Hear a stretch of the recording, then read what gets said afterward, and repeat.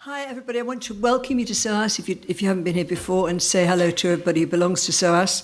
My name is Alison Scott-Bowman, I'm a professor in the law department, and the reason I'm here is because I want to introduce Niamh to you, and then he will introduce the panelists to you in order. This is an amazing panel we've put together for you this evening. I work with a team of young researchers who work with me in Westminster and here. We're speaking truth to power. We're making connections between the expert knowledge that universities hold and the knowledge gap, to call it that politely, that you find in Westminster, where MPs and peers often need to know stuff that we know, but we're not necessarily telling them. So we're creating bridges, and we're called SOAS ICOP, Influencing the Corridors of Power. This evening, we want civility, but we want criticality. We're all bound together, aren't we, by our shared humanity. We want to stop the war and start the peace, but we do hope that you will come up with critical points and critical questions. We'll have good time for questioning from the team, from the audience, and I just want to now introduce Niamh. That's my job. So, Professor Niamh Gordon, after teaching for 17 years at Ben Gurion University in Israel, Niamh Gordon joined the School of Law at Queen Mary University of London, where he is a professor of international human rights and humanitarian law. He is the author of Israel's Occupation, and he's the co-author of The Human Right to Dominate, Human Shields, History of People in the Line of Fire.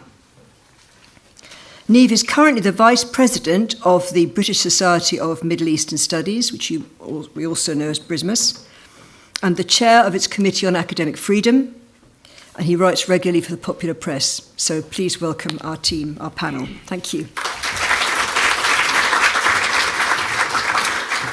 I'm now going to introduce all four panelists in the order that they will speak, and then each one will speak for about 10 minutes, and that will give us ample time for questions and answers and so forth. So our first speaker today will be Nimer Sultany, who is a reader in public law here at SOAS, and he's the editor-in-chief of the Palestine Yearbook of International Law. He previously practiced human rights law in Palestine and was the director of the political monitoring project at Mada el-Carmel, the Arab Center for Applied Research. Nimer's book, Law and Revolution, Legitimacy and Constitutionalism After the Arab Spring, won the 2018 Book Prize awarded by the International Society of Public Law and the 2018 Peter Burke's Prize for Outstanding Legal Scholarship, awarded by the Society of Legal Scholars. And he has been following, of course, the unfolding events and commenting them quite a lot on Twitter, and I think it's a good idea to follow him. Our second speaker, who I first met, I don't know, not when Human Rights Watch put out their apartheid report, and Yasmine Ahmed created a few focus groups before it was published to try to understand what kind of reaction they're going to get here in the UK and across Europe and how to deal with that reaction. And I've seen her several times since then on different panels. Yasmine Ahmed is the UK Director of Human Rights Watch, where she advocates for the UK's foreign and domestic policies to be consistent with human rights. She has 2 decades of experience as a public international lawyer and human rights advocate. She was the previous executive director of human rights organization Rights and Security International.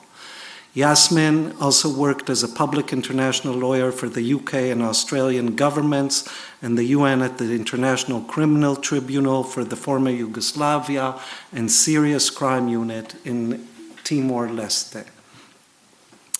Our third speaker is Tayab Ali, who is the director of International Center of Justice for Palestine and a partner and head of international law at leading an award-winning London law firm, Bindmans LLP. And Bindman traditionally, for years and years now, has been working on on issues related to Palestinian rights, and I'd say probably the leading practice here in the UK doing that. His practice encompasses criminal and civic public law in both the UK and international jurisdictions.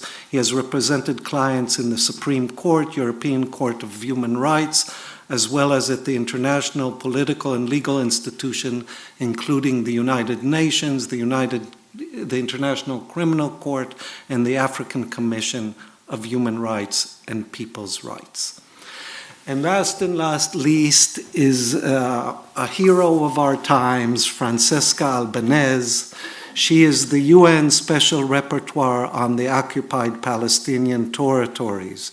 She's an affiliate scholar at Georgetown University and a senior advisor on migration and forced displacement for the think tank Arab Renaissance for Democracy and Development, where she co-founded the global network on the question of Palestine.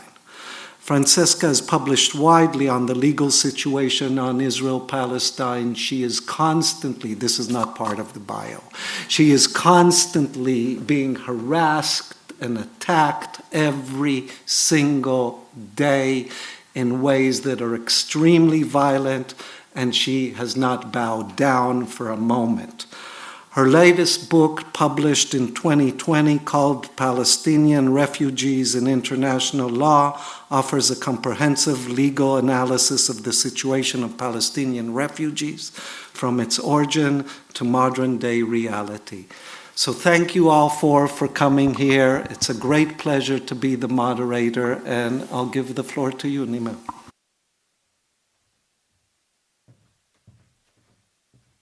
Good evening. Thank you very much for the organizers and Neve for the introductions. So I thought I will start the discussion by trying to enlarge the parameters of the question, because if the question is the question of accountability through law, I think there is a preliminary cautionary remarks that we need to keep in mind before we get into the kind of technical details of the different avenues of trying to achieve accountability through law.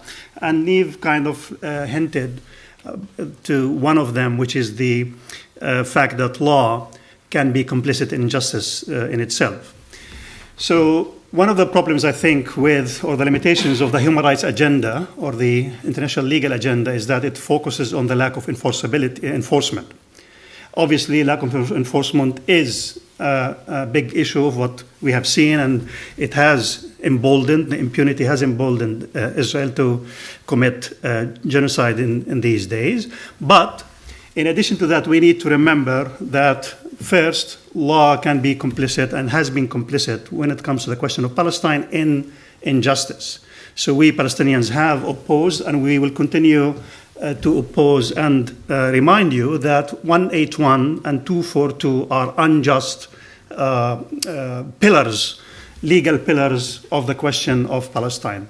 Briefly, 181, basically otherwise called the Partition Resolution, is in fact the legalization of ethnic cleansing, the legalization of the colonial transformation of Palestine from a Palestinian homeland into a Jewish homeland. 242 is a UN resolution, a UN security resolution that basically legalized the annexation of previously conquered territory by Israel in violation of the 181 partition borders, as well as the armistice and the ceasefire borders. In addition to transforming the question of Palestine into one of borders as opposed to between states, as opposed to be one of statelessness of the Palestinians and the denial of their right to self-determination. So we need to remember that, and also to remember, in addition, that moral judgment is not reducible to law. So one example for that will be the war in Iraq. So the war is illegal, but the sanctions that preceded the war in Iraq, 10 years, that caused the death of 500,000 Iraqi children, is considered legal by mainstream international legal opinion. Does that mean that we do not morally oppose it? Of course not. So I don't know what will the International Court of Justice decide in a few years from now, whether Israel committed genocide or not, according to the judges. But again, that should not, our own judgment about whether genocide is happening now or not should not be reducible to what formal legal pronouncement will be. The second issue, and the main one that I will be focusing on here, is the question of naming.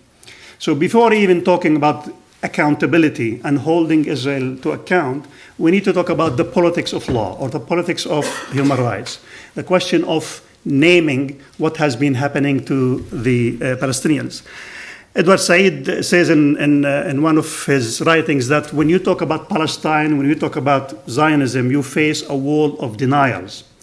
And that is not only about the kind of general historical condition of the Palestinians, but also sometimes the particular factual injustices that happen to them.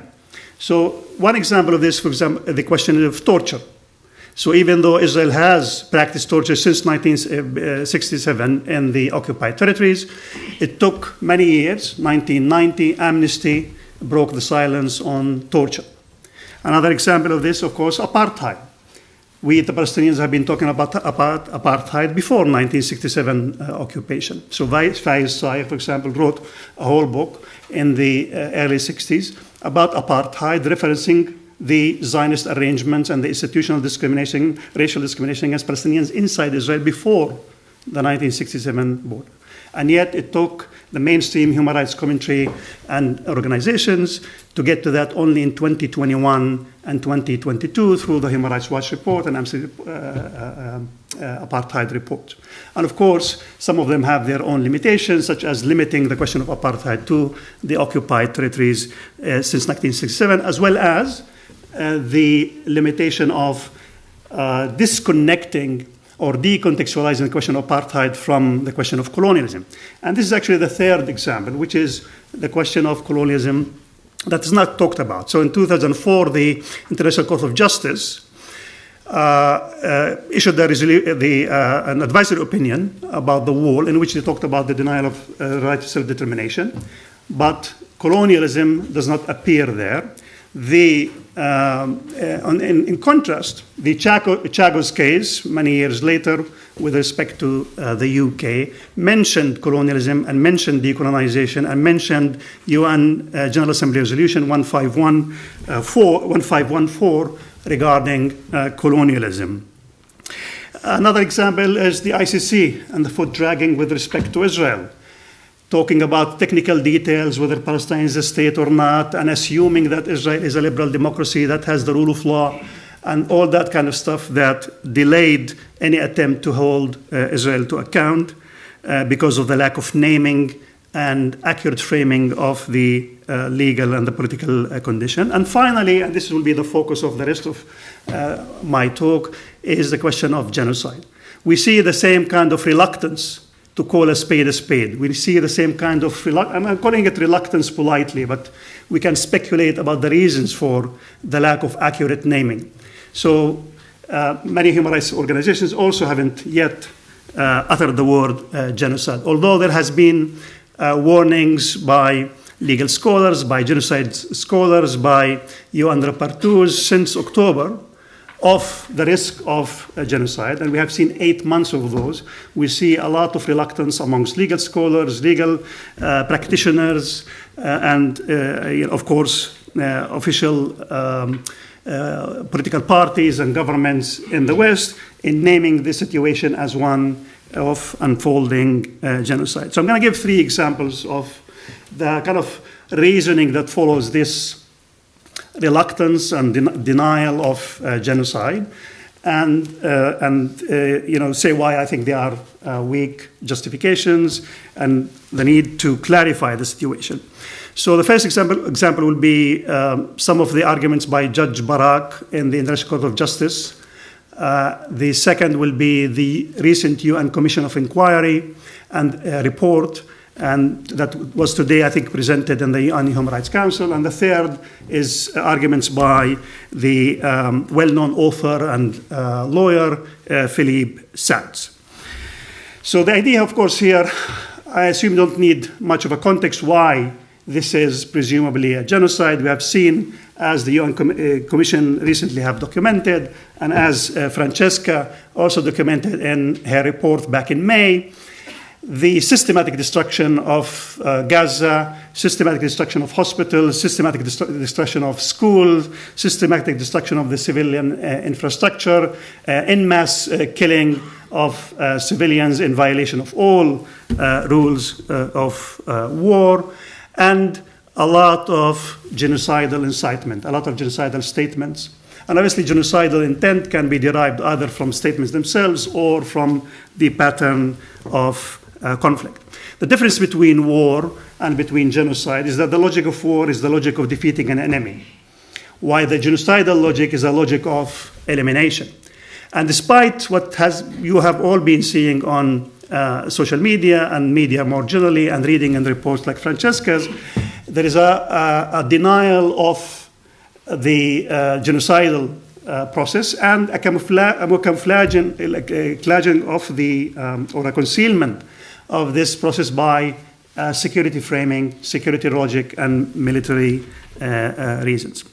So one example of this, as I said, is Judge Barak in the court, in which he said, this discussion, the framing, the analysis of the issue should be within the frames of international humanitarian law, within the laws of armed conflict rather than within genocide. And he, of course, parroted the Israeli propaganda that this is a war of independence, that this is a self-defense war, that this is an existential war. Now, obviously, when it comes to self-defense, all these kind of adjectives are irrelevant, because even if it's self-defense, you can't commit genocide. You can't practice apartheid in self-defense or in the name of security. But even according to the Israeli logic, the Israeli security logic itself, you can see why these statements by Barak are, in fact, delusional.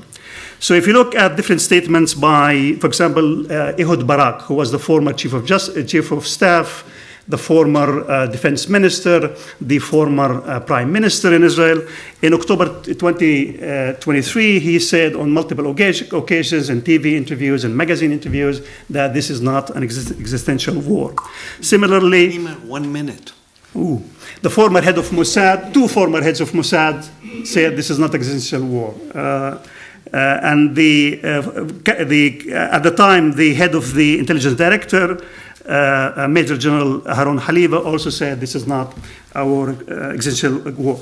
So what does it say about Judge Barak that he is parroting Netanyahu's propaganda when Netanyahu says that the two-state solution itself is an existential threat? So that is the meaning of existential threat or existential war for Netanyahu. And what does it say about Israel if its war of independence and its existential wars involve starvation, ethnic cleansing, and genocide, and of course on repeat, because as we have been hearing, they want to reenact the Nakba.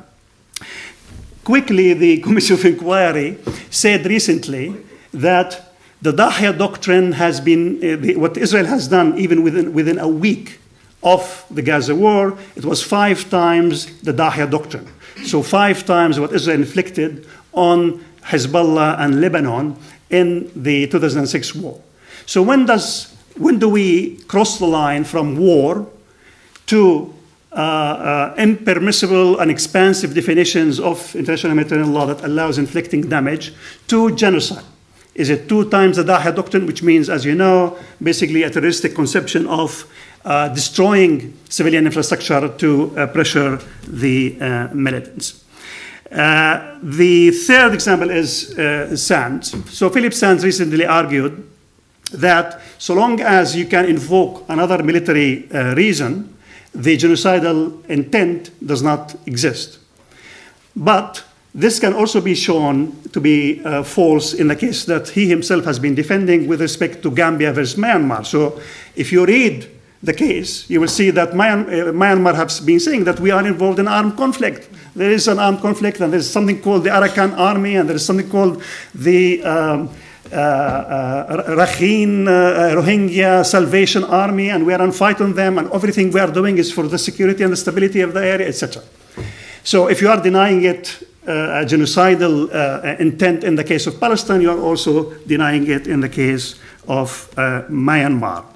There are 6 Western states, I'm going to take one more minute with your permission, that they think this is important because I think this document is the benchmark for Western hypocrisy when it comes to genocide. And I think all of you should look it up online and read it.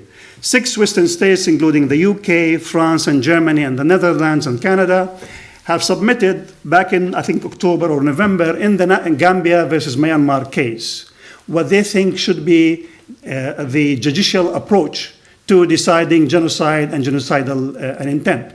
So they wanted to lower the standards in that case. So presumably they would want to lower the standards, the stringent standards, also in the case of Palestine. And one example of this is the question of the targeting of children.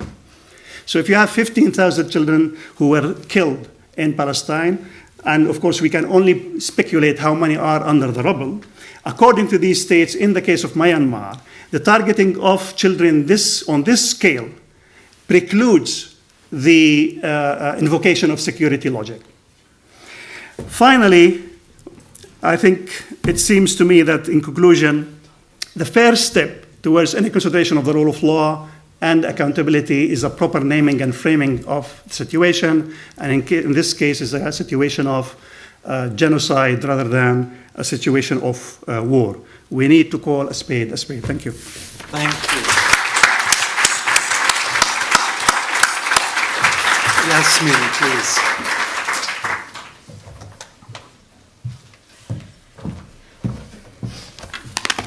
I'm going to put my timer on.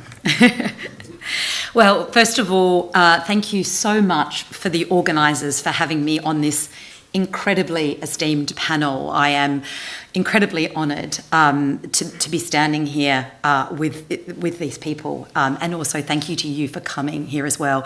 It's also lovely to be back at SOAS. I'm an alumni of SOAS, so it's wonderful to be here back home in my academic home. So we're talking about accountability through the law in the context of Israel-Palestine. And before I jump in and talk about accountability and how accountability is played out in the context of Israel and Palestine, I want to talk about why it's necessary. And that might seem strange, but why is international law, why is human rights, international humanitarian law, and the accountability built within those systems critical?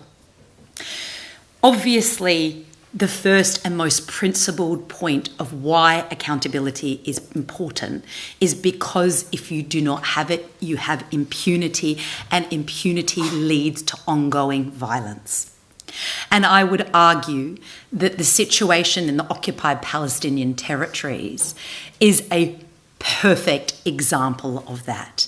Lack of accountability, not for years, not for a decade, but for decades, has led us to this point where we are seeing unprecedented violence and suffering and devastation.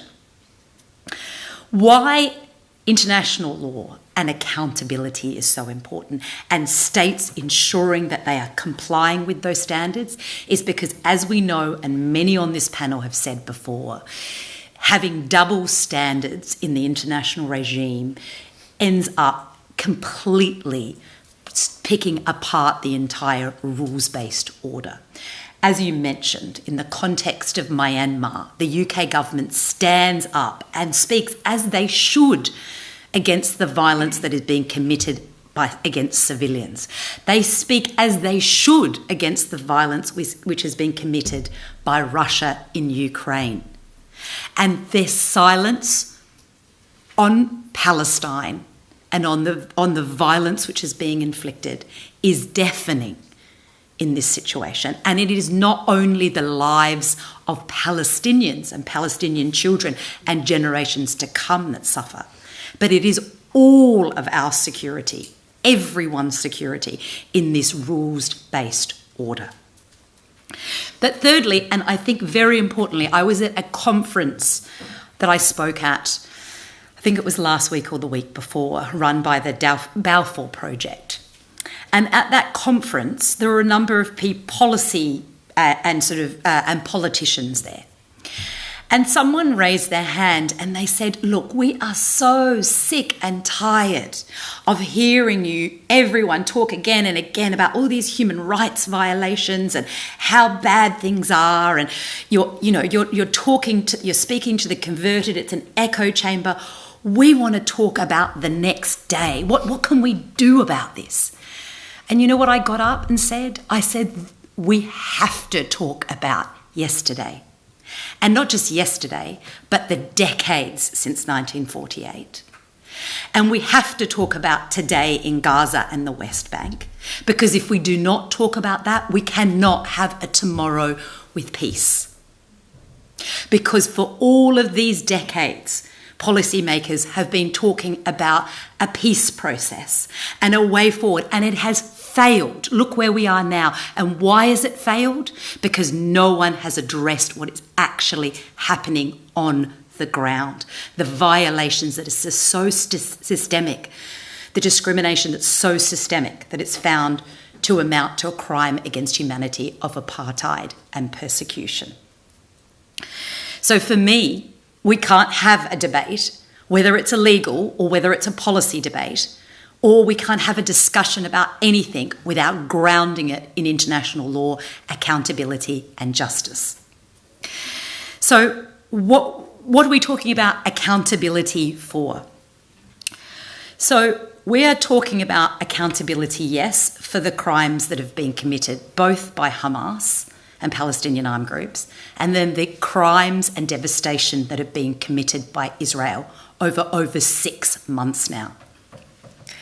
But we're not just talking about this, which I spoke about before. We're talking about decades of systemic repression, so severe to amount to a crime against humanity. But we're also talking about accountability for how we got here. And the UK government, as we know, the government that sits here, whoever it is now and whoever it may be after the 4th of July, we're talking about their responsibility since 1948, since the Balfour Declaration. Our history is intimately intertwined into the history and the suffering of the Palestinian people. We're talking about accountability for the decades of apartheid. We are talking about the accountability for the hostilities in Gaza, in the West Bank, that not just now, we're talking about 2014, we're talking about 2008, 2009, we're talking about this on a reoccurring basis. So what are we talking about in terms of violations? These have been documented in the context of the current hostilities. So we know after the Hamas-led attack on October the 7th, the deliberate killing of civilians and hostage-taking, which amounts to war crimes, Israel's forces have deliberately blocked humanitarian aid into Gaza. Human Rights Watch has been very, very clear. Israel is using starvation as a weapon of war. Gaza is starving. We're seeing that this is continuing now with the blocking of the Rafah gate, the crossing, and it's continuing to this day. We've seen the statements by Israeli officials which have said that the entirety of the Palestinian people in Gaza will suffer for the acts of Hamas. What is that? That is collective punishment. We have seen attacks, apparent war crimes, again and again.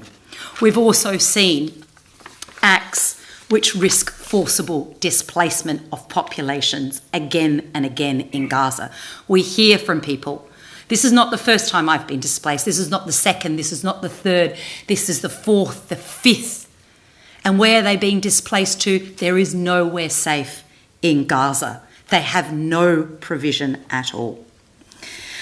But what has international law said and done?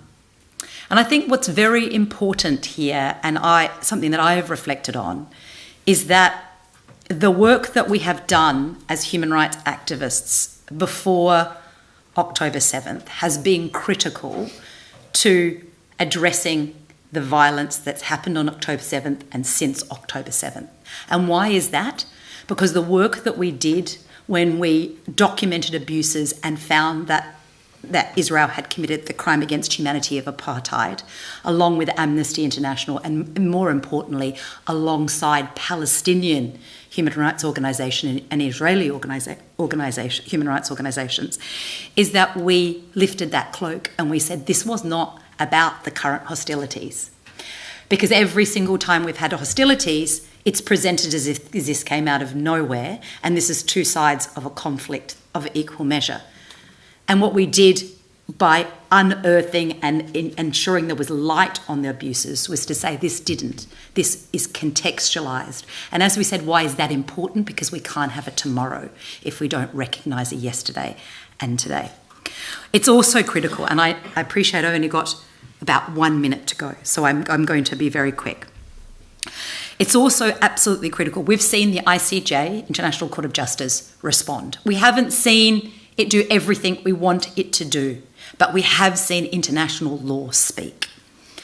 We've seen the ICC prosecutor apply for arrest warrants, and we're seeing the wheels of justice move in a way that we haven't previously, and we know there's also another advisory opinion on the legality of the ongoing occupation.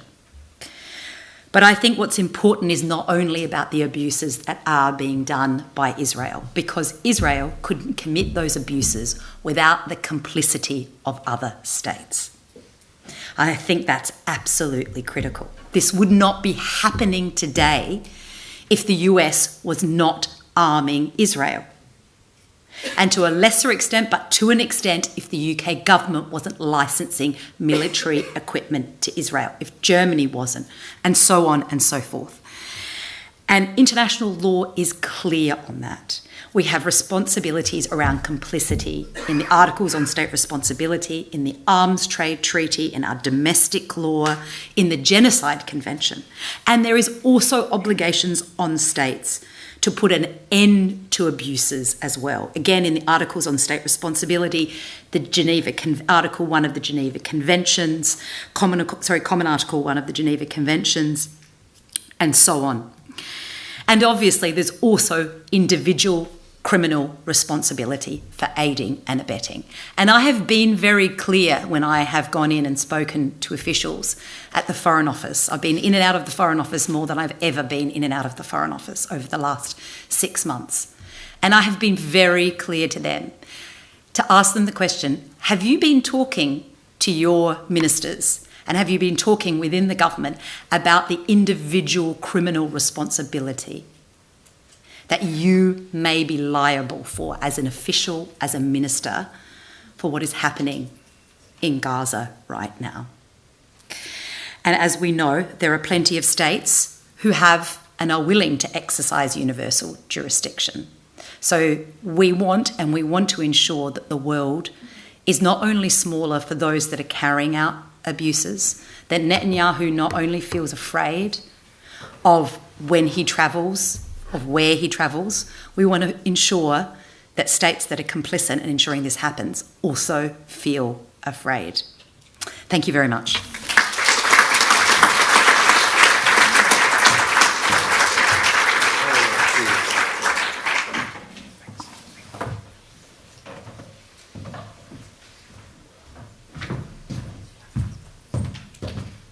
Thank you very much. So you're all really lucky to have such an esteemed panel and really unlucky to have me speak. I speak really quick. And what I've also done is I've written down what I want to say to you, because otherwise I'd be here for the next couple of days, because there really is so much to say. And I recognise what Yasmine said, which is we see the wheels of justice move in a way that we haven't seen before. This is true. But I'm not happy with the way the wheels of justice are moving even now. The three primary institutions that are designed to uphold international humanitarian law: the United Nations, the International Court of Justice, and more recently, the International Criminal Court. I'm not making a phone call, I'm turning my timer on, because Niamh is really strict about these things. Rightly so, Niamh, rightly so.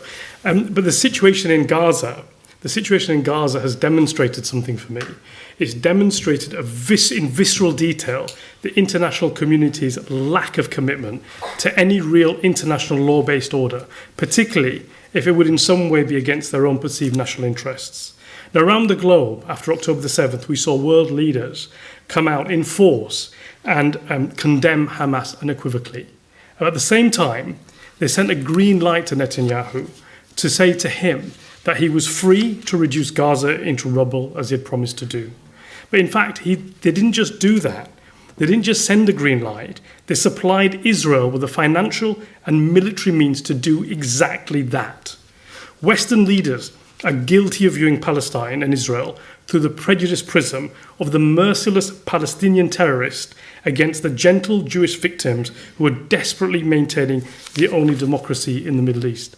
They refuse to see Israel as a state carrying out acts of apartheid and engage in a brutal and belligerent occupation of an indigenous group of people. They refuse to see that Israel was likely to take action which would be wholly disproportionate to any threat it might actually face. But you know what? The risk should have been absolutely blatantly clear to politicians in the UK at the very least. In 2009, I jointly led a legal team in a successful application in a British court based on evidence we'd collected here for an arrest warrant against former Israeli Foreign Minister Tzipi Livni for her part in alleged war crimes killing civilians during Operation Cast Lead in Gaza. Now, based on evidence, it was clear to a British court what Israel was capable of doing 15 years ago in 2009. 2009's Operation Cast Lead saw the killing of 1,400 Palestinians, including 300 children, and over 5,000 injured, and we were outraged. We were outraged. In 2014, though, Israel killed 2,189 Palestinians, including 513 children, with over 11,000 injured, and guess what? We were outraged. By October the 9th, 2024, Israel had made clear to the rest of the world what it was prepared to do now that it had suffered 1,200 casualties on its own soil of its own people. By May 2024, Israel has so far killed over 38,000 people, mostly women and children. It has destroyed the health infrastructure and starved the population of Gaza to the level of famine. People are literally dying of starvation at the behest of Israeli government policy and military strategy.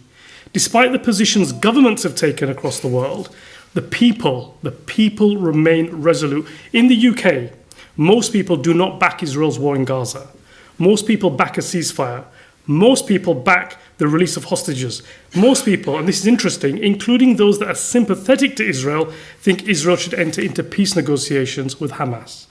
And despite this, governments, especially in the West, have made themselves complicit in alleged war crimes. They have funded and provided political and diplomatic support to Israel. The United Nations Security Council has failed immeasurably to halt any acts that might plausibly prevent violations of international law. In fact, the Security Council has become a place not where states try to solve the world's problems, but where they try to embarrass each other through provocatively worded resolutions, all the while people continue to die on the ground. It took a global south country, South Africa, to trigger the Genocide Convention to try to protect Palestinians from annihilation. The ICJ's provisional measures ruling that Palestinians risk genocide at the hands of Israel has been met with word games to diminish its significance. It has resulted in no meaningful action by the Security Council to support its rulings. It's disgusting. The ICC chief prosecutor has now issued arrest warrant applications for the arrest of 5 individuals in relation to the situation in Gaza. The US and Israel, instead of respecting the ICC mandate, have worked to undermine it, and the US has threatened its officers and their families with actions simply for the ICC working to its mandate. It's doing what it's supposed to do. Nonetheless, these events are historic moments in the human story. But the current proceedings at the UN, ICC and ICJ demonstrate an inherent weakness in the structural protections we have when rights under international law are violated. We do not have independent and objectively operating instruments to put into place any practical protections for people when their rights are being violated, even when the allegation is genocide. It's woeful that nearly 80 years after the end of World War II, which saw the annihilation of 6 million Jews and the death toll of around, ready for this number, because it shocks me every time it comes out of my mouth, 75 million people died in World War II, that we as the human race still cannot understand the cost of war and have no effective mechanism to prevent vast war and genocide. This amazes me. There is little personal cost to perpetrators for violating international law. On the contrary, the risk-benefit calculations is heavily weighted in favour of committing war crimes for financial, political and personal gain. The failure of the international institutions to bring any kind of resolution to the killing in Gaza and in other places across the globe have left me with an understanding our institutions are broken and abused by the powerful who wield them in their own interests. The mantra of protecting human beings itself has become weaponized to further the interests of the wealthy and the powerful. I do not trust our governments or the institutions that they control to protect ordinary people like you and me from famine, from devastation or war crimes. These politicians that have aided and abetted or supported perpetration of war crimes, either by providing political support, political cover, or supplying weapons or military material to war criminals, are themselves war criminals. It's very clear. The UK and US, along with other countries, continue to support and supply weapons and finance to Israel, rendering the decision makers personally liable to the accusation of complicity in war crimes. My experience with the Livni arrest warrant led me to understand that the state cannot be relied on to uphold the rule of international law. After the warrant was granted, British politicians worked to ensure impunity by changing the law to allow political interference in legal proceedings to give war criminals political cover and impunity and immunity. Had that not happened, just think if that had not happened and Zippy Livni had been prosecuted in a British court, whether she was found guilty or not, think about the strength and deterrent effect of that process, what that would have meant to the world order. And it may have even prevented what's happening in Gaza now and what's happening in the Ukraine now. After this event, we decided that we could not rely on the political class nor their institutions that they controlled to protect ordinary civilians from war crimes and international laws. It's for that reason we established the International Centre of Justice for Palestinians. At the ICJP, we work with the infrastructure behind the war and behind the killing in order to try to prevent it, and often, and usually, because we can't prevent it, hold those that are guilty of war crimes accountable for their part in it. We intend to make the cost personal for those perpetrating or complicit in war crimes in a way that, at present, states and these institutions are failing to do. After October the 7th, we saw Israel was set on a course of collective punishment against all Palestinians. But not only that, we saw that politicians around the world were set on supporting Israeli military action without restriction, no matter what it was going to be. So within the first week at ICJP, and my team sitting in the front row there, and the other half's around the world collecting evidence, within the first week, the ICJP wrote in private to politicians to warn them of their political complicity. But they ignored us. And so we started a worldwide legal movement. We publicly put politicians on personal notice that this time we would hold them personally accountable in their own state for supporting Israeli war crimes. Within the same day, British politicians started to heed Israel to comply with international law. We at the ICJP pledged to make sure that politicians complicit in war crimes are held to account in courts.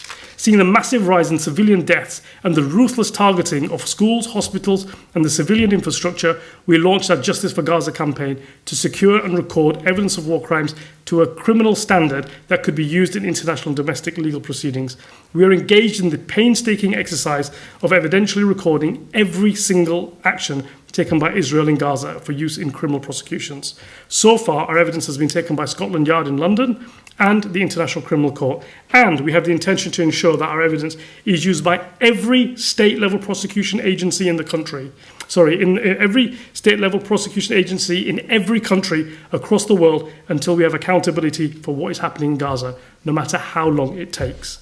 In the UK, we have already lodged a complaint with Scotland Yard in relation to war crimes committed by Israeli politicians and military leaders, British citizens that are fighting in the IDF, and most significantly, 5 British government ministers who we say are complicit in war crimes. We recently expanded our complaint to include the offence of starvation, and our suspect list to include former Israeli spokespeople we say are complicit in the crime of starvation. We have pledged to support legal groups around the world to replicate this. We have seen similar legal citizen-led accountability actions start in Europe, Africa, Canada and the US. And in addition to our legal work prosecuting Israeli and British war criminals, we have supported the Al-Haq and Glan's judicial review against issuing weapons licenses to Israel. And at Bindmans, we've commenced pre-action litigation for judicial review in relation to the UNRWA defunding by the British government. We will continue to take direct legal action to prevent Israel to be able to carry out its ambition of collectively punishing Palestinians and carrying out plausibly genocidal acts in Gaza, Jerusalem and the West Bank. Our legal work has resonated around the globe, and we have briefed representatives of over 30 states from across the world, from heads of state to foreign ministers and ambassadors. A single message is that this time we must use international law to hold Israel accountable for its alleged war crimes. It can no longer be gifted impunity. The recipe for peace is not difficult. It's the political will that is missing. The cure is a rules-based accountability structure which applies equally to Palestinians and Israelis. Dismantling apartheid, recognition of the state of Palestine, and equality before the law for Palestinians and Israelis. Without this formula, there can be no basis for peace, no matter what the economic interests being promoted in the region are. I want to thank you all for being here and to take away a final message. We cannot rely on our government or institutions alone. We must work as a collective against tyranny, and we must hold those that violate the law accountable before it. We must come together to make this change to support and protect the institutions that we created to fulfill the most fundamental duty one human being can ever have to another human being, to protect life. Thank you.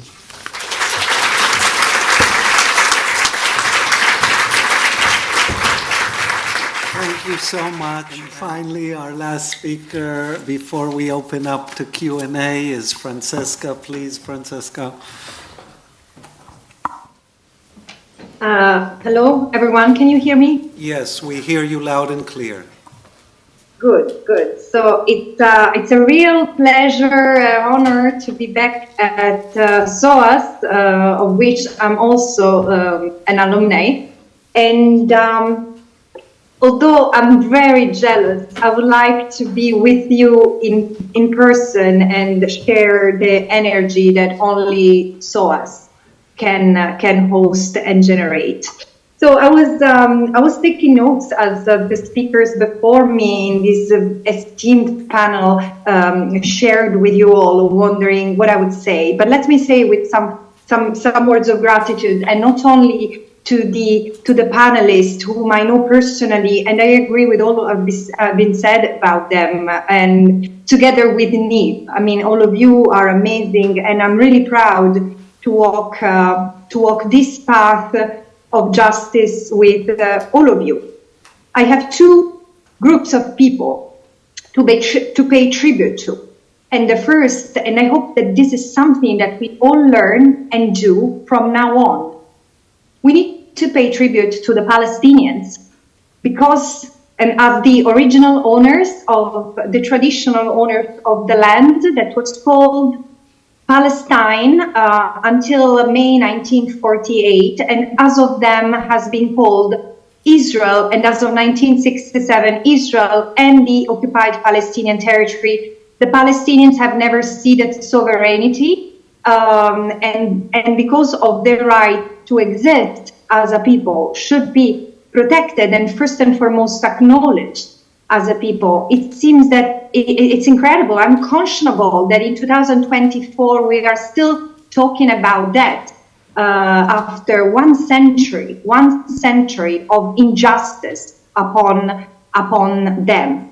Of course, the Palestinians stand today as a symbol. They are the real heroes of this time, not me. I'm just someone who had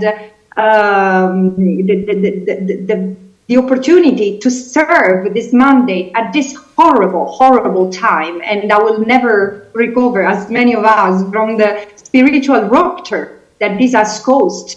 But again, it's the Palestinians who continue to resist as a people, and I use the word of resistance in the most expanded and expansible way, because they resist in so many ways, maintaining their history alive resisting for themselves against the century of denialism propelled not just by Israel, but Western countries who share so much with Israel when it comes to apartheid, modus operandi, and practices. I've become more and more convinced that those who have written about global apartheid are visionary. And this is the way today Palestine stands as a symbol of justice, but also as a symbol of perpetrated, protracted injustice, and the extent to which Palestine has become like an international crisis. I mean, the symbol of an international crisis, which is making shake even the most solid freedoms and rights in our so-called democracies, like freedom of expression, the right to protest, freedom of thought. Everything is shaking when it comes to the defense of the rights of the Palestinians, because the system is put on a test as we speak. And the second people I want to thank are the students. And I truly hope that there will be many in the room today. And I want to thank them for the incredible resilience you are showing, not only to us in the West.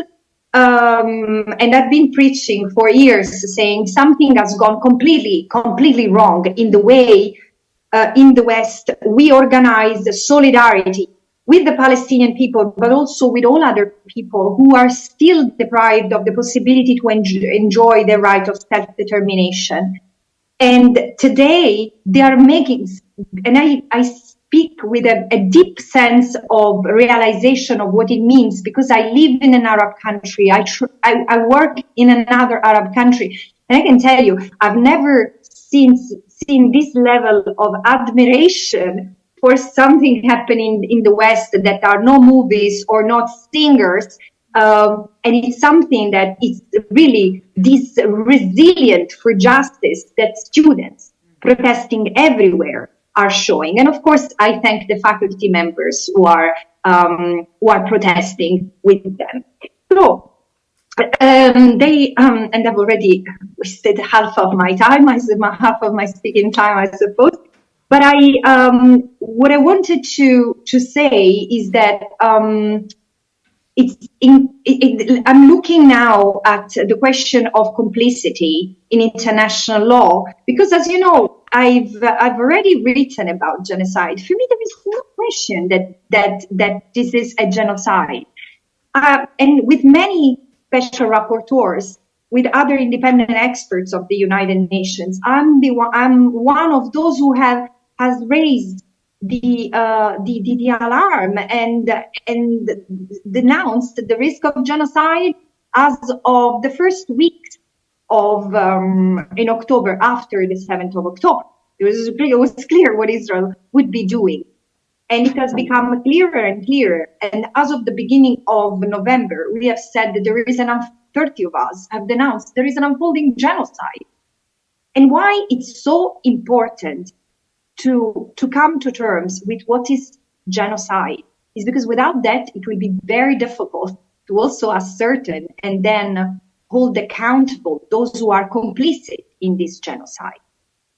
And so I had to write the first report on this, which is based on analysis of the facts. I mean, what was important to say is that not only Israel has committed acts of genocide, but this is one of the most well-documented genocides in history, where the genocidal intent has been ostensibly and constantly explained to the world by its perpetrators. So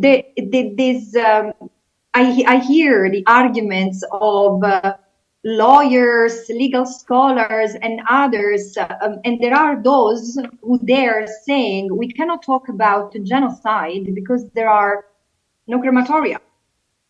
You cannot say there are no concentration camps, because we do agree that Gaza works like a concentration camp. We have been too gentle in sanitizing the language and saying, oh, Gaza is an open-air prison. No, because even in a prison, there are more rights than what has been granted to most people in Gaza.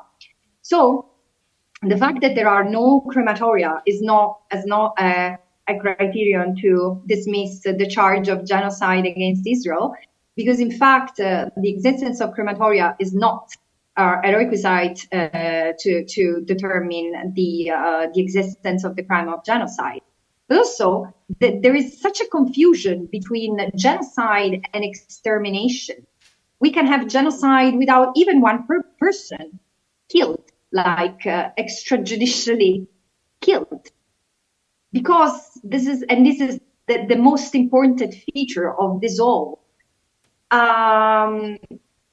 Settler colonialism is genocidal by its own nature. And this is the critical element that must be understood here, is that the destruction of a people in total, in part, happens through a process, which is exactly and precisely what Israel has been doing with the Palestinians. Because let's be honest, Israel has been at war with the Palestinians from its very existence. And it suffices to read any account of Palestinians who have been living in Gaza, one for all, Dr. Salman Abu Titta, Mapping My Return.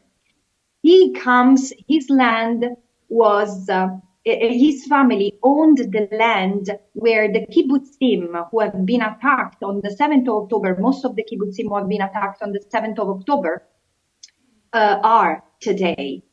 Read what has happened to the people of Gaza, to the refugees in Gaza as of May, December 1948, and all the massacres, all the extrajudicial killings, all the forms of collective punishment that Palestinians have endured. Not every now and then, every day for 75 years. And again, this is the thing. The Palestine, Israel cannot cope with Palestinians because of their indigeneity, because their very physical presence tells Israel that it cannot cope, it cannot go ahead with its life. Israel is a settler colonial entity. Doesn't matter that many of its early citizens were also refugees and survivors from another genocide. They didn't go to Palestine as refugees. They went and took the land or partook in a project of the arbitrary taking of the land of another people, displacing them, killing them, forcing them into an exile. That was also the dismemberment of their homeland and their nationhood. So my last point is why it's so important today to acknowledge what genocide is, because this form of conscientization is going to accompany the delivery of justice in a broadest form and meaning than retributive justice. And, this is why this ICJ case is so important, and why I do not personally buy the argument by esteemed Philip Sand, whom I highly respect, but not on his point on why it's not genocide in Gaza. This is going to be the first settler colonial genocide which is ever brought to an international court. The first, and there is such a huge potential to set the record straight with history for all the people who have been annihilated in the process, who have been destroyed in the process, because this is as I said, settler colonialism is genocidal per se. And what is critical is in the case of Israel, Israel has been allowed to practice as a settler colonial endeavor over a time where colonialism was banned. Settler colonialism was not even named for a number of reasons, but colonialism was banned. And by bringing Israel to trial, all its accomplices will have to face this moment of reckoning, like the United States. It's not the miracle of migrants. It's a state which was born out of a genocide. And so Canada and so Australia New Zealand to a less extent, but look at the Maori, how much they struggle. So there is so much that is going to, the question of Palestine after 100 years can be transformative in a very positive way, but there is a lot of effort that is needed by ordinary citizens who understand what's happening. And especially, I say that to my fellow Westerners. We, people from the West, have a huge responsibility to correct the wrongs of the past, and especially you in the UK, because I can't fathom the audacity of the UK. They have still to, the UK government, they have still to atone for what they have done to the Palestinians over 30 years of colonial administration under the name of UN mandate. And now they have not atoned for that, they continue to support the colonizer that has been allowed to settle in Palestine after them. So please, let's continue, because we are still at the beginning of this coming to terms with the past. Thank you so much.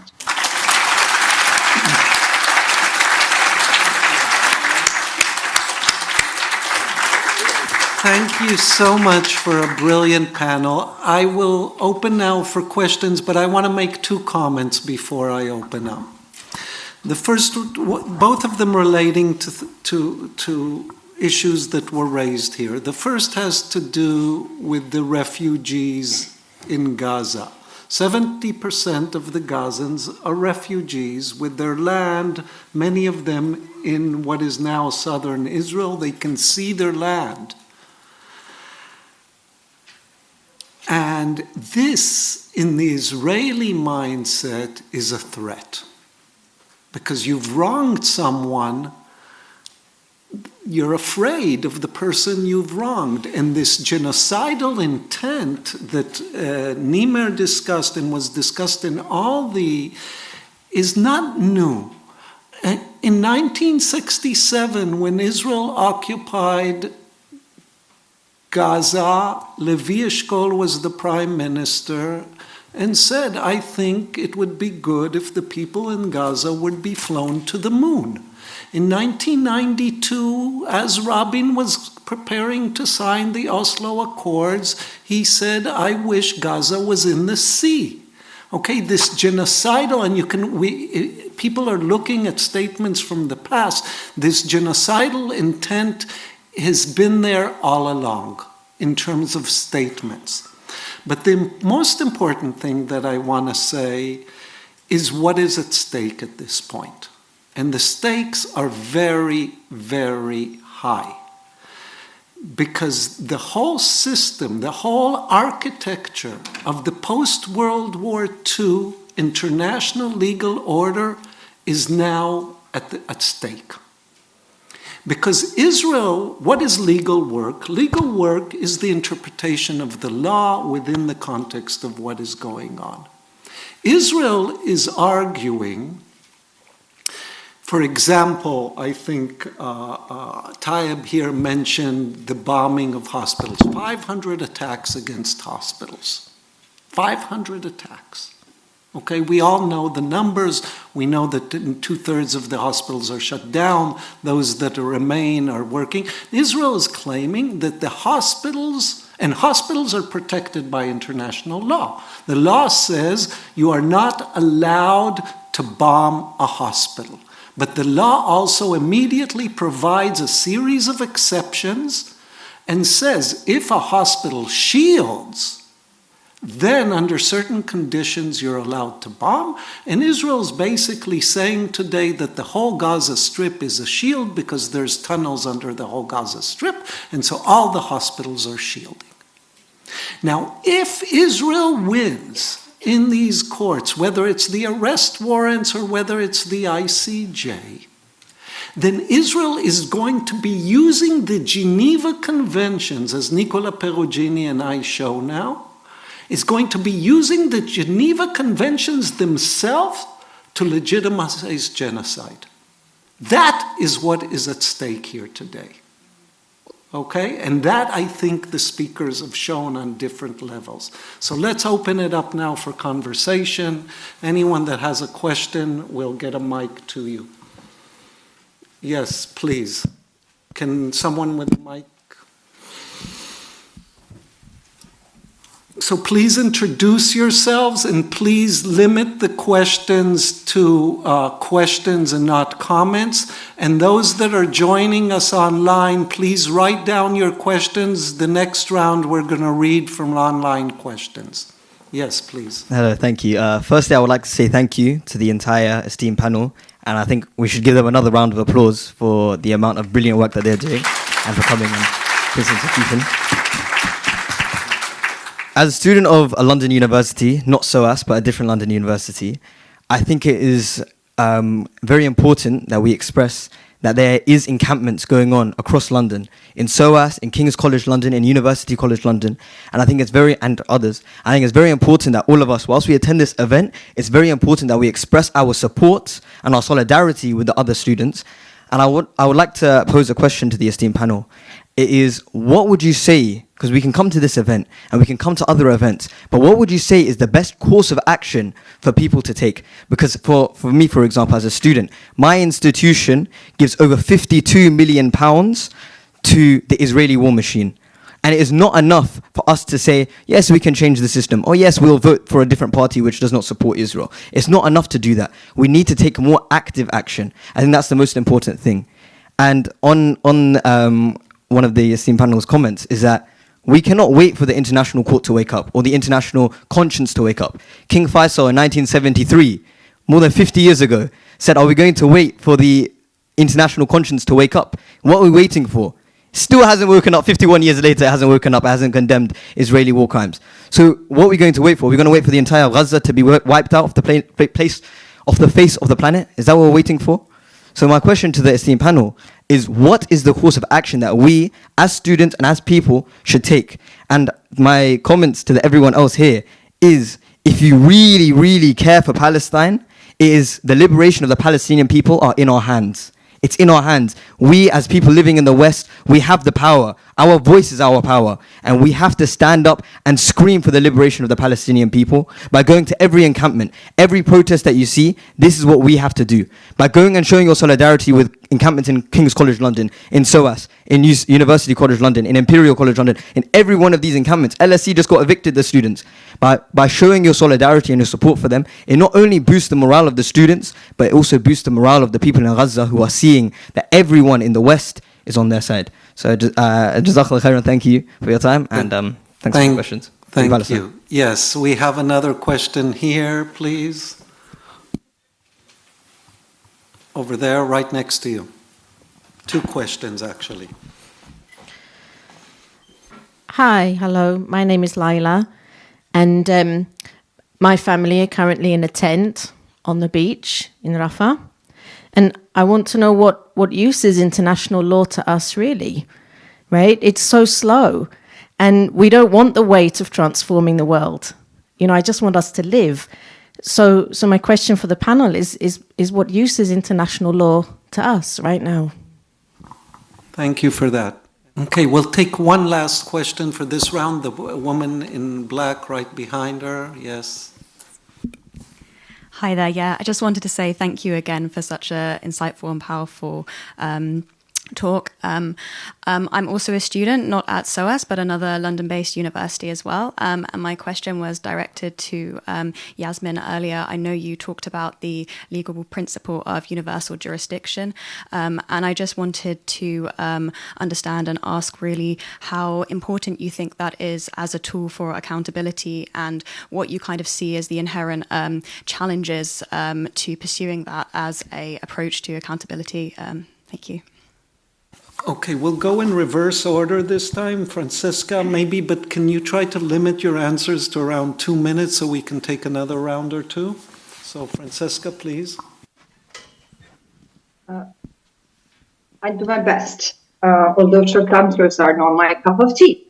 But on media, let me start with this. I mean, and I don't want to put the journalists who took the floor on the spot. But if I heard you correctly, that BBC is not biased because it has quite a nuanced approach? No, she didn't.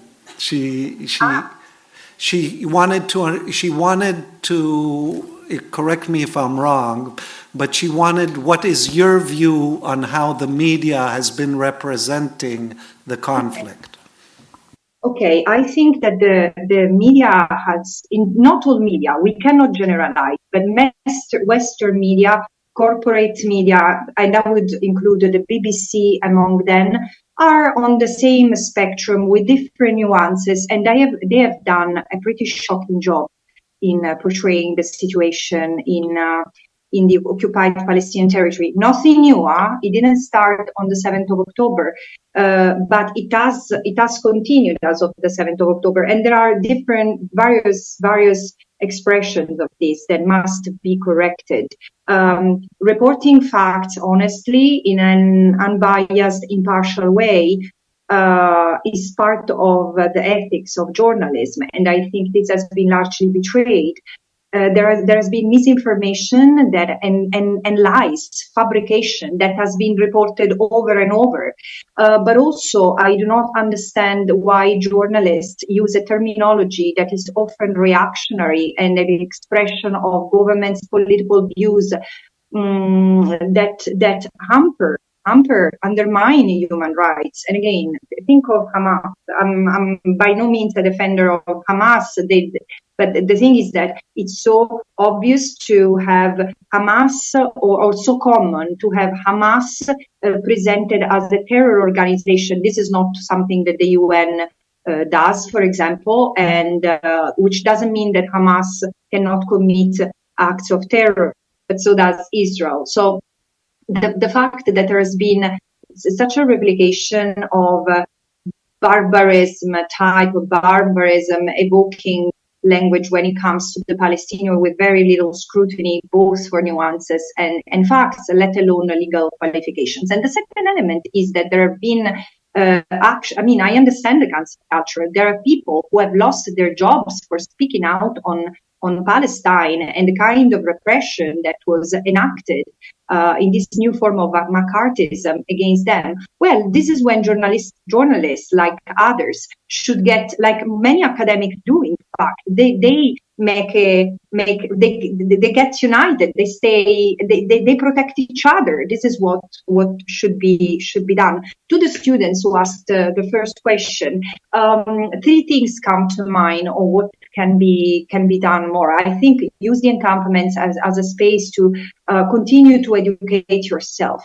It took me, I had to come to SOAS to understand what was the dramatic legacy of colonialism in international law.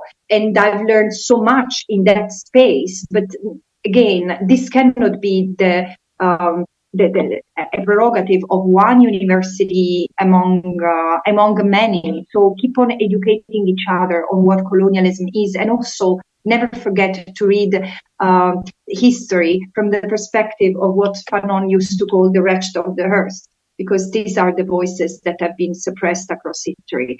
The second is continue to enlarge the encampment. I keep on saying, where are the parents? Where are the colleagues? Where are the bakers? Where are the shop owners? I mean, this is again, if we do not stand in with each other against a genocide, what are we? What is left of our humanity? And so this is why I think that it's important to continue to expand this form of resistance to oppression. And the third one is continue to mobilize the lawyers. I'm sure that there are so many, I know that there are so many who would like to help on the case of Palestine. Well, they need to be mobilized now, because there is a need to map out the form of racism, anti-Palestinian racism, that is becoming more and more evident and pervasive. But also there is a need for pro bono legal assistance for those who are facing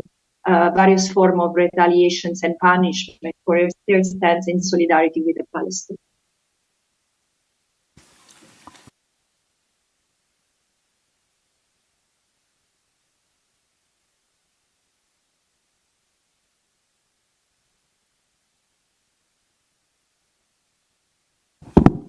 There you go. Is that better? Okay. I mean, I said it's a bit strange for me because I've been representing journalists for a very long time, and particularly where their rights are violated. And one of the arguments I make in that process is to say that the job of a journalist is to elucidate, highlight, and shed light on human rights violations where autocratic or criminal states try to prevent that. And that's why journalists are targeted often. My clients are targeted because they're doing that really important work. And you know, this concept of mainstream media was not something that I used until this escalation of the occupation in Gaza started by Israel. And because I didn't really think it was a real concept, but it's really strange for me because now when I see the evidence that I have collected by my legal team at ICJP, that tells me a story. I look on Twitter and Instagram and whatever other social media, and it tells me a different story. And I look on the mainstream media, news, and it's just not there. There's nothing there. And the stories that my neighbours are getting who aren't using social media are very different to the reality on the ground. And so that's the responsibility of journalists like yourself and people in your organisation. And there is a problem at the BBC and other media organisations, and we're investigating why there's a problem at organisations like that. And the first thing that journalists like you can do is whistleblow. You can give information about why the news is being suppressed inside your organisation, who's suppressing it, what they're saying to you when you actually raise a complaint about it being suppressed, because I know that's what's happening. For example, I know the BBC have deplatformed significant spokespeople like Professor Ghassan Abu Sitta. I know that he will not get a slot on BBC. I want to know why. Why is he not getting a slot on BBC? Who's suppressing that? Let's attach names to this sort of murky world. Tell me who they are so I can do something about it, and I promise you I will. So that's the first thing. The second thing, and it goes back to what the students said, and first of all, I absolutely recognise the amazing work that students are doing across the United States and the United Kingdom and in other places. It's phenomenal, and I support it wholeheartedly. I can't give you legal advice about it because I represent so many of your colleagues in various different contexts. At the ICJP, we've written to universities themselves across the UK and held them to account for their complicity in terms of funding and their investments in organisations that commit or participate or support war crimes. And so we're doing that, and we've had some successes already. But what's the best course of action? I mean, something I've learned is that any action is the best course of action right now. Any lawful action is the best course of action. I'm a solicitor, I have to say this. But it's really important because people are always looking for something that somebody else is doing to help them. But you've all got skills. Some of you are good at media, some of you are good at social media, some of you are good at writing, some of you are good at photography, some of you are good at accounts. You know, within your own skill set, be the best at it and see how you can use that to do work that will support Palestinians. Because really we need this movement across the whole of society. It's no good just asking a lawyer, can I join your cause? Let me join your cause. You do what you're doing. This is why I speak at encampments up and down the country. I think that's all. I don't have an answer for you, by the way. I'll be completely honest for you. Your question about how international law can protect your family. I'm really sorry for the situation that you're in. The situation that you and your family are in is the reason that motivates me to do this work. You heard me criticise international law from the very top to the very root, and I'll continue to do that because it's dysfunctional. And the truth is I don't have an answer for what international law can do for your family who are in a tent on the beach, and I'm very sorry about that. Yasmine. Yes, thank you very much for those excellent questions. I'll start with the first one from the students. I mean, obviously echo what others on the panel have already said. For those that are British citizens, there is an election. Make yourself heard by the way that you vote. Make sure that you continue. It's partly because of you and what the students have done that these issues are on the political agenda, and it has changed things. We've seen that in the political environment. It has not changed it enough, but it's changed things. You are the next generation. You have the baton. It is for you to create the world you want. hopefully you'll do much better than we ever did, and you are doing much better than we ever did. So your activism, I think the thing to note is that your activism, while sometimes you'll feel immediate change, your activism is important because you're part of movements, and movements take, because the social fabric takes a long time to move. But obviously, continue to push the governments. You know, if you're a student, and as I said, if you're from the UK, even if you're not from the UK, you can continue to make these issues matter in important political moments. Obviously, continue to exercise your rights as you are, to call for what you're calling for, continue to push. As I said, it's not just military complicity, there's significant financial complicity in what is happening in Gaza and in the West Bank, and there has been for a very long time. And we need to make sure that financial complicity is called out and there is pressure in respect of that as well. What is the use of international law right now? I agree with Tayab. First of all, I feel lost for words for the sorrow I feel for your family. No human should be enduring the conditions that Palestinians are enduring right now in Gaza. It's unbearable for us to even witness, let alone for those that are in Gaza to experience. I would say that whilst it is not delivered in any respect what it needs to, I think we have to be realistic that international law was created by states, and states will always have the power with respect to international law. And that is not to take the power away from us. In fact, is to give us the power, because our governments represent us. And it comes back to my first point, in that we need to hold our governments to account for their compliance with international law and ensuring that they are shoring up that rules-based order. So it is not delivering as it should, and I don't think international law ever will by virtue of its structure. But I think we are not powerless in that regard, because our governments represent us in that international system. We also have domestic law, and obviously what Tayab's saying is we need to use that domestic law as well. Around the media, I mean, it's been well said, there's been a massive amount of editorial control and manipulation in relation to this. I mean, we've not only heard stories behind the scenes, but we've seen that on the media in terms of how much pressure there is and how much editorial control in relation to Israel-Palestine there is. It's immense.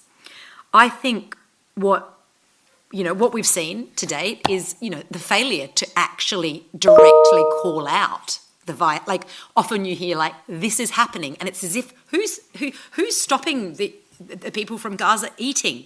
I'm not sure who's doing that. The failure to identify who are committing these crimes has been so apparent to me. It's as if this is happening, it's a man-made natural disaster. I think that the sense that in the media that you always need to be balanced. That's not your role, is to be balanced. Your role is to document and to document and report on facts. And I don't know whether that needing to be balanced is also then related to the political editorial control and is in somewhat manipulated in that regard as well.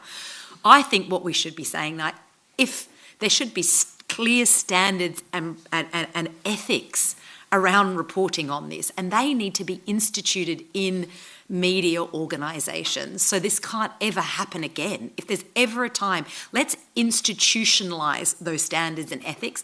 And I think journalists should be lobbying within their own institutions to say this shouldn't be able to happen again in the context of Israel-Palestine or other contexts where there is significant, and we've seen significant pressure.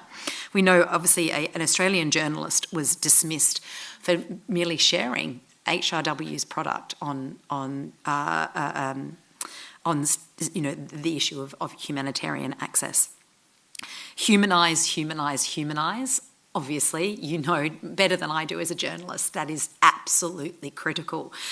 And I would say as well is continue to fight for there not to be fatigue around this, because that happens. It's inevitable.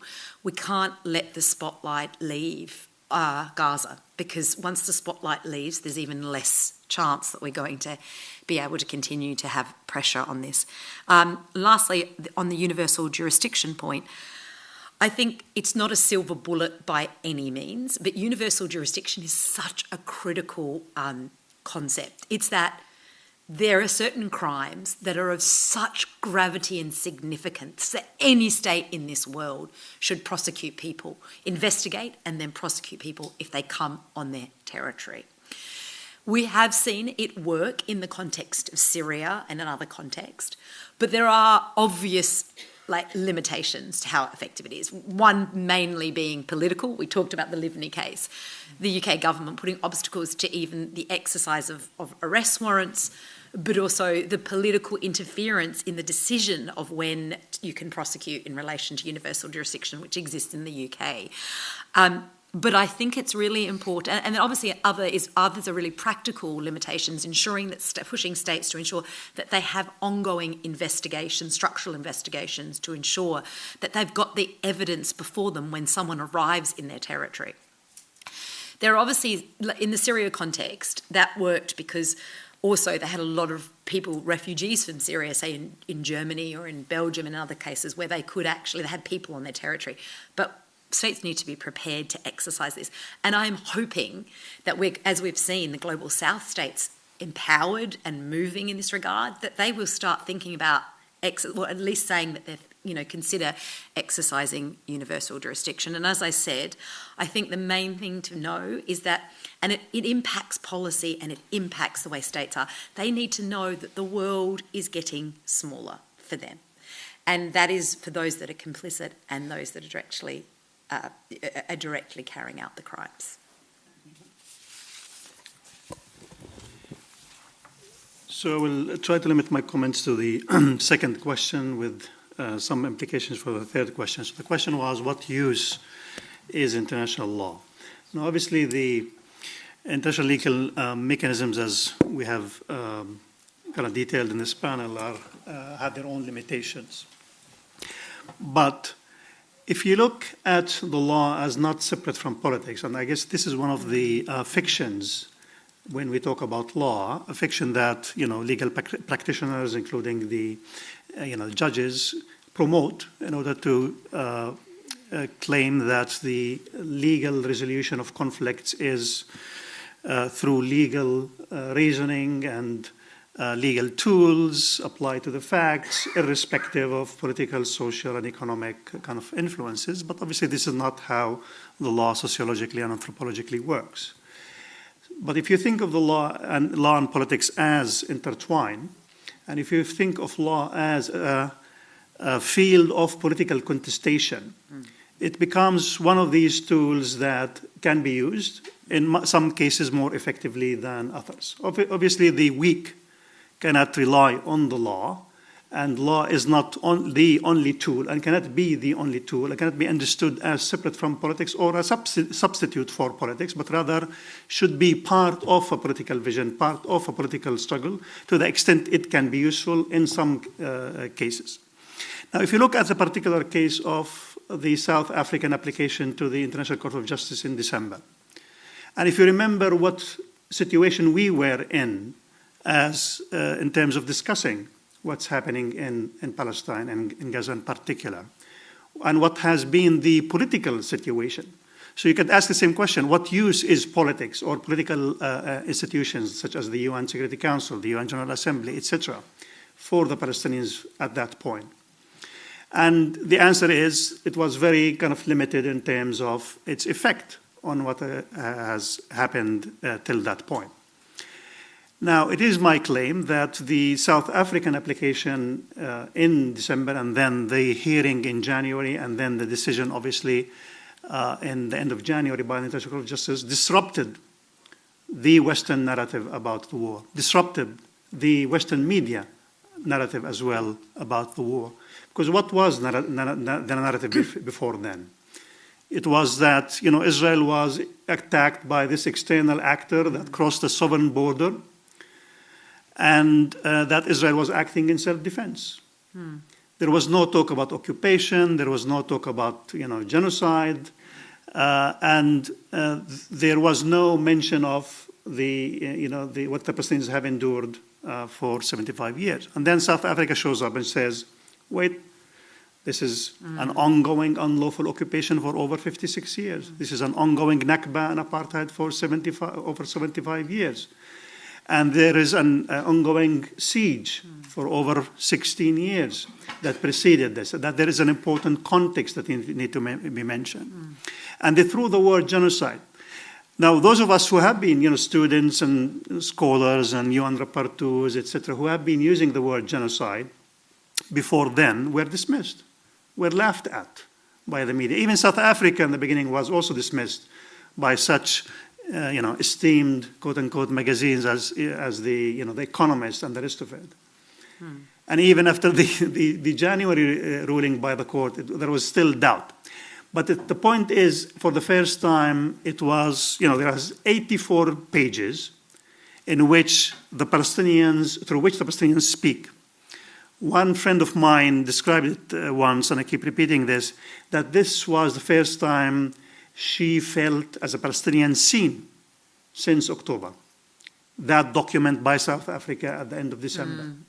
That was the first time when you have 84 pages that try to show a comprehensive understanding of what has been unfolding in Gaza and Palestine more generally, what the Palestinians have been enduring since October, and how should it be framed.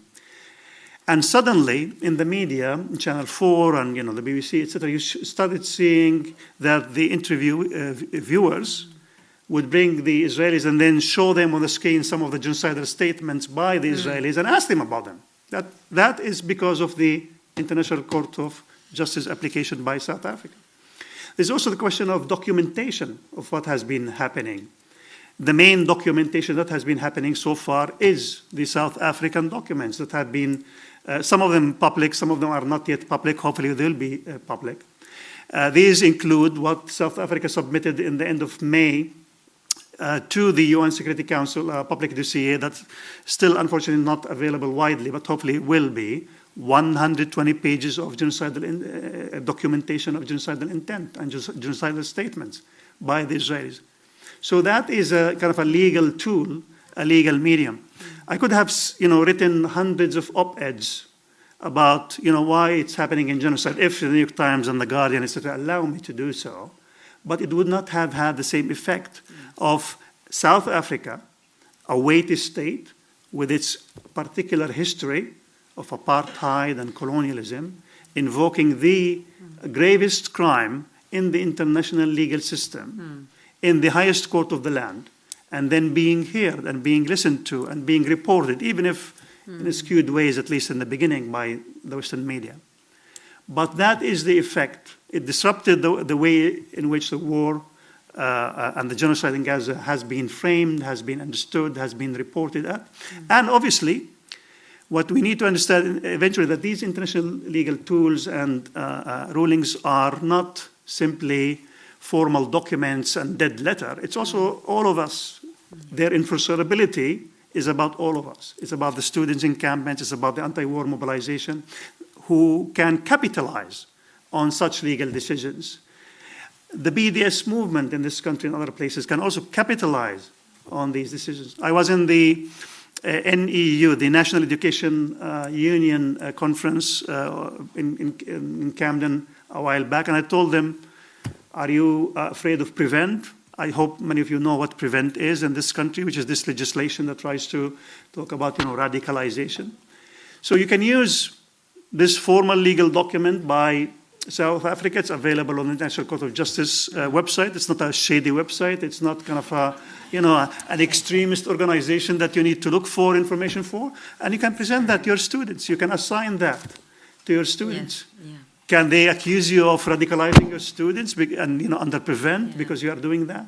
So there are so many ways in which these legal documents can be used other than simply waiting for the International Court of Justice in 5 years or 6 years time to deliver its ruling. And as I said in the beginning, international law is not only limited, it can be also unjust. It can be, the judges can get it wrong.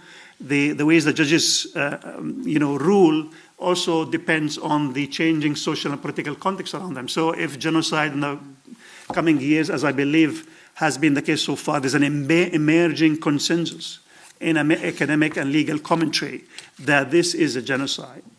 Including, for example, someone like Nimer recently. This will influence the ways in which the legal case itself can be handled. And by the way, this is another issue that we need to remember. It's not only the Western media that was reluctant to say genocide, it's also the legal commentary. Before December application by South Africa, the main legal commentary and legal blogs and the rest of it was about proportionality of particular strikes in Jabalia, let's say. So it was not about a comprehensive narrative of what has been happening. It was not about, relating the statements of intent and what the Israelis have been saying to the actual conduct on the ground and saying this is, extermination or apartheid and the rest of it. All of that followed, legal scholars followed, most of them, mainstream legal scholars followed only after that. So the bottom line, I think, is this. Law is not a substitute for politics because the legal system itself, has power struggles in it. And we have seen how Israel has been trying to subvert the legal system, including the ICC itself. Law can also distort the view of the actual, conflict. So the ICC or international criminal law in particular equalizes between the two parties. So, even in the ICC request for warrants, it's actually 3 Palestinians versus 2 Israelis. And there is no mention to, genocide and many other cases with respect to the Israelis. So it can be a skewed view of what's actually happening. So that's why also the importance of genocide, because genocide is one of the few cases in which the asymmetry of power, the asymmetry on the ground is actually clear, other than, saying, oh, this war crime and that war crime and this side and that side committed the same war crimes as if they are equal parties. So the bottom line, I think, is this. You capitalize on positive legal developments. You mobilize when the law is unjust till such day that Palestine is free from the river to the sea. Thank you.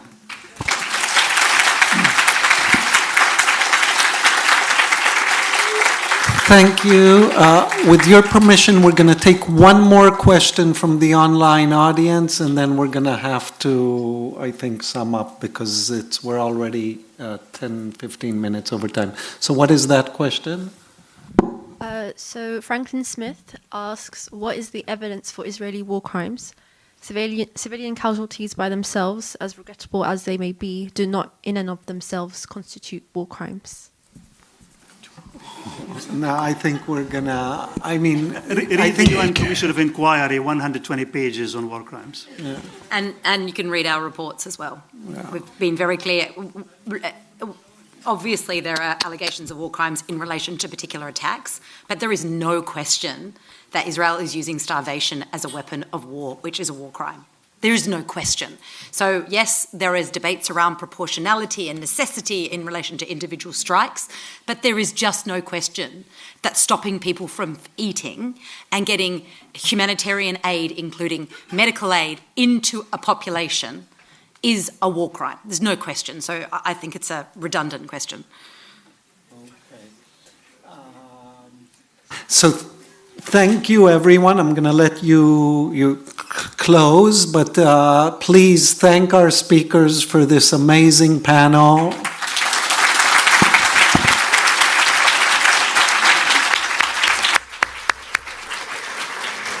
Thank you so much. We realised we could have taken more questions, so I've got some suggestions about what you could do to come back to the student question. First of all, support the work of all the members of this amazing panel, because they are very active and they are very visible, and you can support them actively. Second thing I would suggest is encourage your friends and family to watch Al Jazeera. Obviously, we'd love to work with the BBC. I can see you. Love to work with the BBC. We're very happy to support you from SOAS, but it would require us asking for a change of heart from the BBC. But encourage friends and family to watch Al Jazeera. I would suggest, as we are representing the student body, because we're universities, I think it would be worth considering, which I'm talking about this with my team at the moment, trying to raise money and endeavour to develop bureaucratic systems so that we can facilitate Palestinian students finishing their studies or being acknowledged for their studies, because some of them have finished their studies but then haven't, it all blew up and they haven't got their degrees. So there's a lot that we could do there as representatives of the higher education system. I would also recommend that you help us in our work, because SOAS is one of the few universities where this kind of meeting is currently being allowed.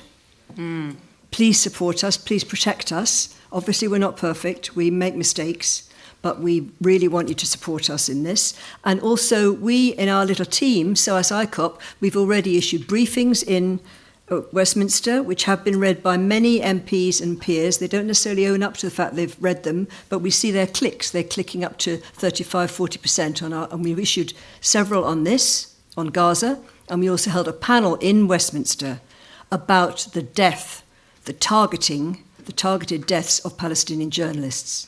So please consider that, I hope that's a good answer for all of you, that in this room there's plenty of potential.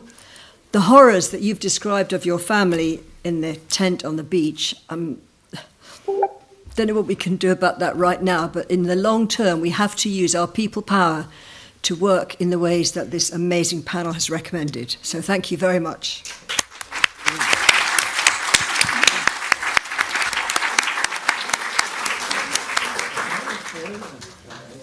Thank you. Really appreciate it.